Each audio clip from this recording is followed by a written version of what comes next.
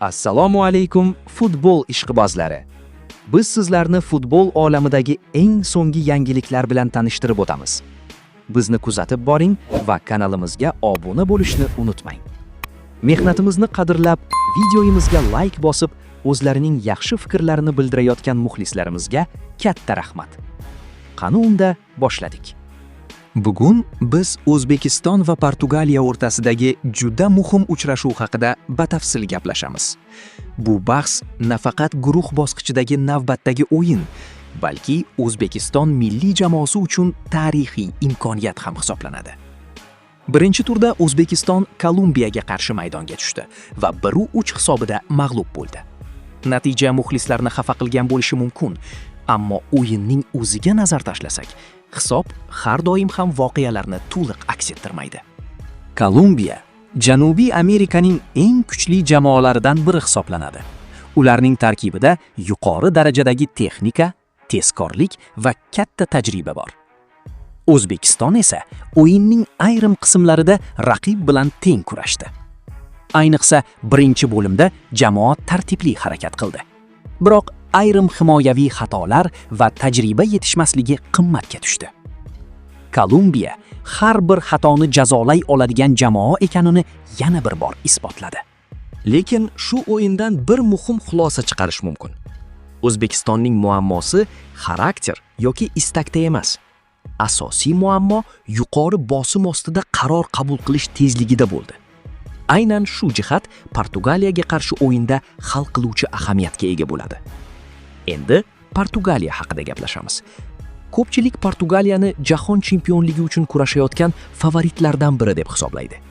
Tarkibga qarasak, bu fikr tushunarli. Cristiano Ronaldo, Bruno Fernandes, Bernardo Silva, Vitinha, Joao Neves, Ruben Dias. Bu futbolchilarning har biri alohida o'zi o'yin taqdirini hal qilishi mumkin.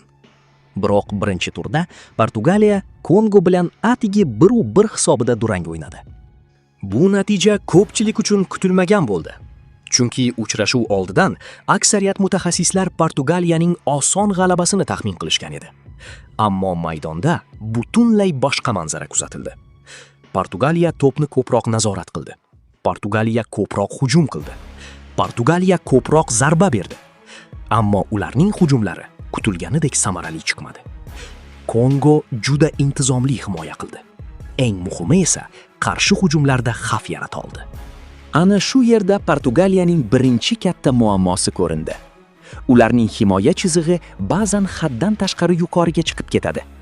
Natijada markaziy himoyachilar orqasida katta bo'sh zonalar paydo bo'ladi. Agar O'zbekiston tezkor qarshi hujum tashkil qila olsa, aynan shu zonalardan foydalanishi mumkin. Endi Portugaliyaning asosiy ojiz nuqtalarini tahlil qilamiz. Birinchi ojiz nuqta markaziy himoya ortidagi bo'shliqlar. Portugaliya to'p nazoratini yaxshi ko'radi.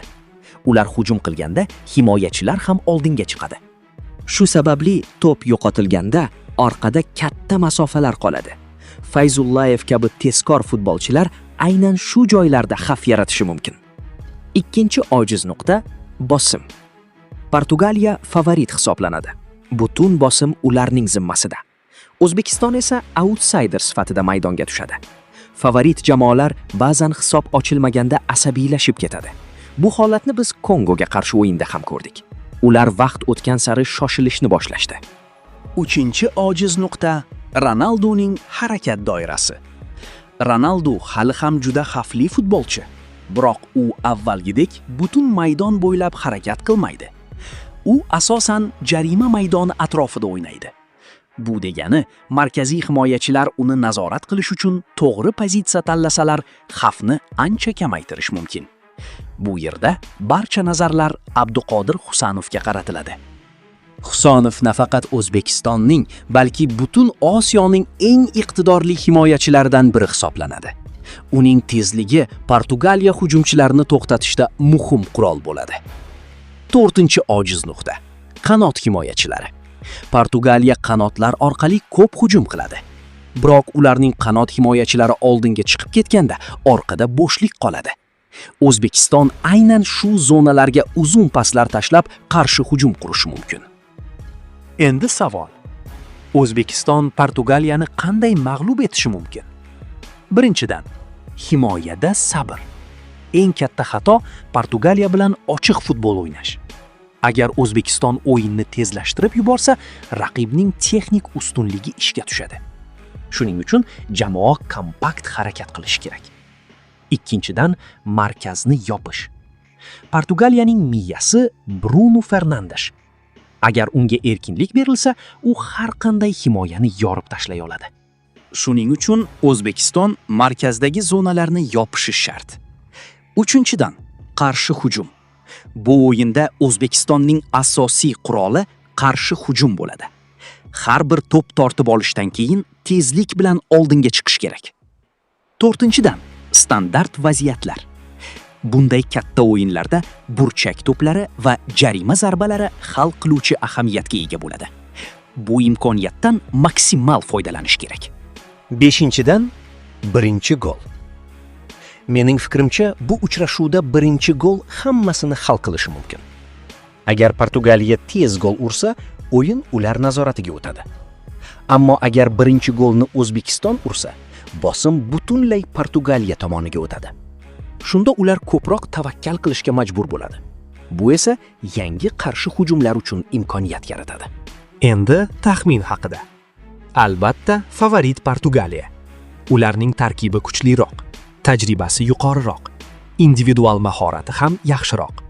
Biroq futbol tarixida sensatsiyalar aynan shunday o'yinlarda sodir bo'lgan. O'zbekistonning vazifasi raqibdan qo'rqmaslik. O'zbekistonning vazifasi tartibli o'ynash. O'zbekistonning vazifasi imkoniyat kelganda undan foydalanish. Agar jamoa intizomni saqlab qolsa va qarshi hujumlarda aniq harakat qilsa, Portugaliya uchun bu o'yin kutilganidan ancha og'ir kechishi mumkin. Aziz muxlislar, sizningcha O'zbekiston Portugaliyaga qarshi qanday natija qayd etadi? G'alaba, durang yoki Portugaliya o'z maqomini isbotlaydimi? Fikrlaringizni izohlarda yozib qoldiring va albatta milliy jamoamizni qo'llab-quvvatlashni unutmang. Olg'a O'zbekiston!